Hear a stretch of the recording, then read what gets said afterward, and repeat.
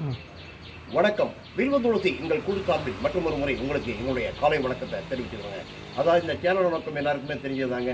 வெளிச்சத்துக்கு வராத பல கிராமத்து கோயில்கள், ஆழ்வார்களால் மங்களாசாசனம் செய்யப்பட்ட வைணவ திருக்கோயில்கள் மற்றும் தேவார பாடல் பெற்ற தேவார திருத்தலங்கள் மற்றும் தேவார வைப்பு தலங்களை ஒவ்வொரு வாரம் உங்கள் கண்முன்னால் உங்கள் வீட்டிலேயே கொண்டு வந்து நிறுத்துறாங்க. அந்த வகையில் இன்று நாம் காணவிருக்கும் ஒரு அழகிய திருத்தலம் தாங்க கும்பகோணம் மன்னார்குடி சாலையில் அமைந்திருக்கும் திப்பராஜபுரம் என்னும் ஒரு அழகிய ஊரில் அமைந்திருக்கும் அருள்மிகு அம்பிகா நாயகி சமேத விக்ரம் சோழேஸ்வரர் திருக்கோயில்கள். மிக அழகிய திருக்கோயில். ஒரு கோயில் எப்படி பராமரிக்கப்பட வேண்டும் என்பதற்கு எடுத்துக்காட்டாக இந்த கோயில் உண்கிறாங்க. அந்த கோயிலுடைய தல புராணம் மற்றும் கோயிலின் சிறப்புகளை ஒவ்வொன்றா இப்போ பார்க்கலாங்க. இத்திருக்கோயிலானது கும்பகோணத்திலிருந்து தெற்கே மன்னார்குடி செல்லும் சாலையில் சுமார் 9 கிலோமீட்டர் தொலைவில் திப்பிராஜபுரம் என்னும் அழகிய திருக்கோயில் அமைந்திருக்கிறது. திருமலை ராயன் ஆற்றின் மேல், அதாவது தெற்கு கரையிலே இந்த திருக்கோயிலானது அமைந்திருக்கிறது. தெய்வத்தின் பெயரால் இந்த கோயில் கிபி 12ஆம் நூற்றாண்டைச் சேர்ந்தது எனவும் விக்கிரம சோழனின் காலத்தைச் சேர்ந்தது எனவும் தல வரலாறு விளக்குகிறது. இந்த கோயிலின் ஸ்தல புராணமானது விக்கிரம சோழன் அவரது காலத்தைச் சேர்ந்த பதிவு செய்யப்பட்ட வரலாற்றின் அடிப்படையாக கொண்டது. ஒரு நாள் வேட்டைக்காக குதிரையில் பயணம் செய்த மன்னர் ஒரு பிராமணரை தற்செயலாக மிதித்து அந்த பிராமணரை கொன்றார். பிரம்மகத்தி தோஷம் தனக்கு ஏற்படும் என்று ராஜாவிடம் கூறப்பட்டது. மேலும் தனது செயலுக்கு பிராயச்சித்தமாக அவர் சிவபெருமானுக்கு இந்த கோயிலை கட்டினார் என்பதுதான் தல புராணம்ங்க. தஞ்சாவூர் நாயக்கர்கள் காலத்தில் திப்பிராஜ தேவராயர் அல்லது திப்பையா என்ற அமைச்சர் இந்த கிராமத்தை பிராமணர்களுக்கு நன்கொடையாக அளித்திருக்கிறார். இது ஒரு பிரம்மேதயமாக மாறியது. இதன் காரணமாக இந்த கிராமம் அமைச்சரின் பெயரால் திப்பிராயபுரம் என்று பெயரிடப்பட்டது. இதுவே காலப்போக்கில் திப்பிராஜபுரம் என்று சேர்ந்துவிட்டது. கும்பகோணத்தில் உள்ள சாரங்கமாணி கோயிலின் ராஜகோபுரத்தில் உள்ள பல்வேறு சிற்பங்களுக்கும் இந்த திப்பிராஜ ரயவரே காரணமாகும் என்பது குறிப்பிடத்தக்க ஒன்று. திப்பராஜபுரம் அக்ரஹாரம் வரலாறு மற்றும் பாரம்பரியத்தால் நிலைத்திருப்பது போலவே அழகாகவும் இருக்கிறது. இங்கே ஒரு வேத பாடசாலை அமைந்திருக்கிறது. இது காஞ்சி மடத்தின் புறக்காவல் நிலையமாகவும் செயல்பட்டு வருகிறது. அக்ரஹாரத்தில் உள்ள பல வீடுகள் கிட்டத்தட்ட ஒரு நூற்றாண்டுக்கும் பழமையானதாகவே இருக்கிறது. இந்த கிராமத்தில் பல தமிழ் அறிஞர்கள் மற்றும் வேத பண்டிதர்களின் பிறப்பிடமாகும். இவர்களின் வாஜபேயம், சோமயாகம் மற்றும் கருடசயனம் போன்ற யாகங்களில் தேர்ச்சி பெற்ற நாராயணசாமி பண்டிதர் மற்றும் இந்த கிராமத்தில் சமஸ்கிருத இலக்கணத்தில் பல புத்தகங்களை எழுதிய வைத்தியநாத சாஸ்திரி சிவன் மற்றும் விஷ்ணு தெய்வங்களை பற்றி பல பாடல்கள் மற்றும் இயற்றியவரும் ஆவார்.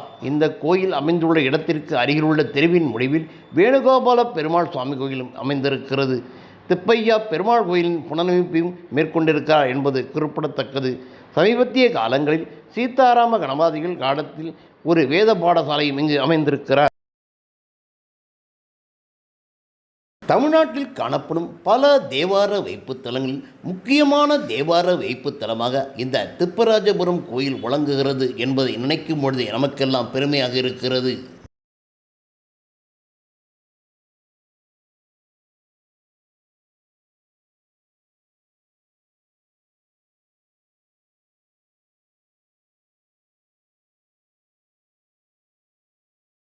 கிழக்கு நுழைவாயிலிருந்து ஒரு நீண்ட மூடப்பட்ட பாதை ஒன்று மண்டபம் போன்றது. அதில் ஒரு பலிபீடம் மற்றும் பிரதோஷ நந்தி இருக்கிறது. இது மகா மண்டபத்திற்கு வழிவகுக்கிறது. நீண்ட மகா மண்டபத்தின் உள்ளே வலதுபுறம் அம்மன் சன்னதி அழகாக அமைந்திருக்கிறது. நேராக முன்னால் கர்ப்ப கிரகம் இருக்கிறது. சுவாரஸ்யமாக கூரையில் 2 மீன்கள் ஒன்றையொன்று நோக்கி இருப்பது போல் தோன்றும் ஒரு உருவம் அமைந்திருக்கிறது.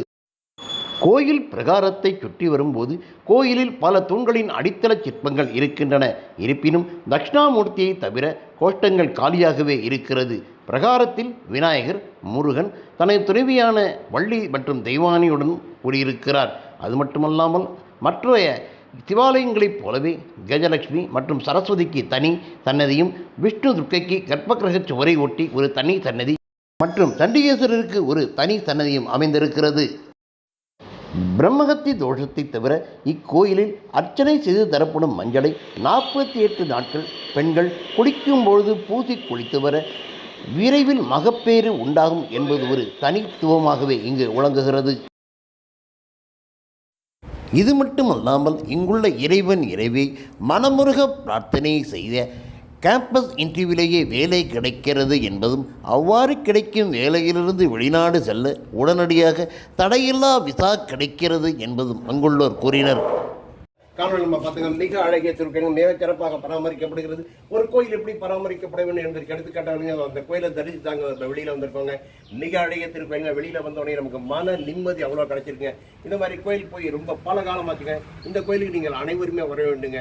இந்த மாதிரி புராதனமான கோயிலுக்கு நீங்கள் வர வேண்டும், ஆதரவு தர வேண்டுங்க. வாருங்கள், வேண்டுங்கள், வரம் பெறுங்கள். மற்றொரு அழகிய திருக்கோயிலை உங்களை சந்திக்கிறேங்க. அதுவரை வணக்கம் கூறி விடைபெறுகிறேன்.